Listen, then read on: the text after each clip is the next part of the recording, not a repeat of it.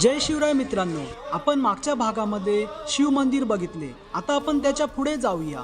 मित्रांनो, आपल्या समोरच महाराजांची समाधी दिसते.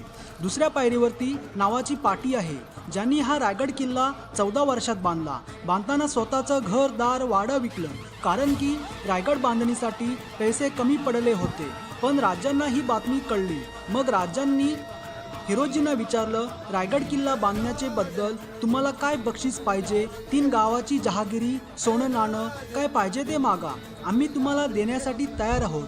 हिरोजी म्हणाले, आम्हाला बाकी काही नको.